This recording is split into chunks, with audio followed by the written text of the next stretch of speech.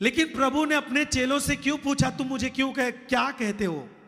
क्योंकि चेले उसकी हमेशा सुनते थे, चेले उसके साथ हमेशा रहते थे, यानी चेले उसके चर्च में रहते थे, चेले वचनों को पढ़ते थे, चेले हमेशा प्रार्थना करते थे। और वही व्यक्ति प्रभु को, जो वो जिस रूप में, जिस काम के रूप में वो इस दुनिया में ठहराया गया है, वही लोग उसकी अच्छी तरह पहचान कर पाते हैं। और जब चेलों से प्रभु ने पूछा तो पतरस ने बोला, प्रभु तू परमेश्वर की ओर से हमारे लिए ठहराया गया उद्धार करता है। और जो उद्धार करता होता है वो केवल आपके पापों की क्षमा नहीं करता, वो आपको बीमारी से भी छुटकारा देता है। उद्धार करता केवल आपको धन से आशीषित नहीं करता, परंतु उद्धार करता आपके पापों को भी क्षमा करता है। उद्धार करता परमेश्वर केवल आपको नहीं बदलता, परंतु आपके घर के, आपके पति, आपके बच्चों को भी बदलता है। आप कब उसकी पहचान कर पाते हैं कि सच में यह उद्धार करता है? जब आप उसकी सुनते हैं।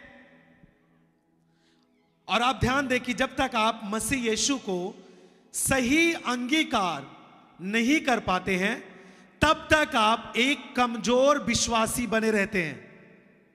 जब तक आप यीशु मसीह को, कि वो परमेश्वर का पुत्र है, जगत का उद्धार करता है, आप उसे नहीं पहचान पाते और आप स्वीकार नहीं कर पाते सही तरीके से, उस समय तक आप एक कमजोर विश्वासी होते हैं, जो दूसरे की बात छोड़ दीजिए, अपना उद्धार नहीं करवा पाते। वो प्रभु को कई साल से जानते हैं, लेकिन आज तक उनका जीवन नहीं बदला। क्यों?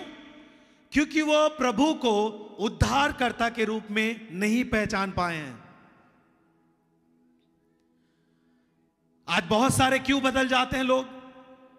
ऐसे लोग जो कभी नहीं बदल सकते थे, लेकिन क्यों वो आज प्रभु में बदल पाते हैं?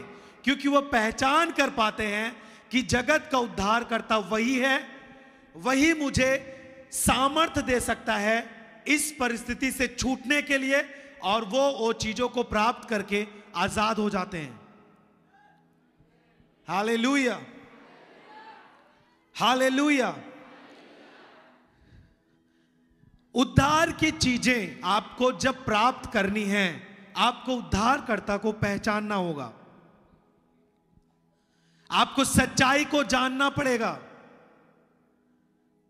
जब तक आप ऐसे विश्वासी रहेंगे जो केवल आते हैं और जाते हैं, लेकिन लगातार चर्च आने के बाद भी उनके जीवन में कोई बदलाव नहीं होता, आप जब तक ऐसे बने रहेंगे, तब तक आप पर कभी भी बीमारी, कभी भी पाप, कभी भी लोग कुछ भी बोले, आप तुरंत नाराज, तुरंत अपने आप को टूटा हुआ, तुरंत अपने आप को कमजोर देख करके आप हमेशा निराश रहेंगे।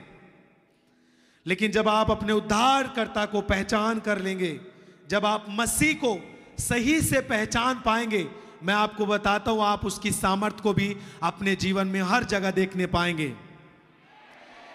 बहुत सारे लोग जानते हैं कि प्रभु यीशु मसीह जगत का उद्धार करता है, लेकिन फिर भी वो किसी ना किसी कारण से उसको अपने जीवन में आने नहीं देते, अपने जीवन में स्वीकार नहीं करते और प्रभु से दूर रहते हैं। केवल इतना मतलब रखते हैं कि जब मैं बीमार हूं तो मेरी प्रार्थना प्रभु सुने, जब मेरे ऊपर कष्ट आए तो मेरी प्रार्थना सुने प्रभु, बाकी मैं हर जगह बिजी हूं।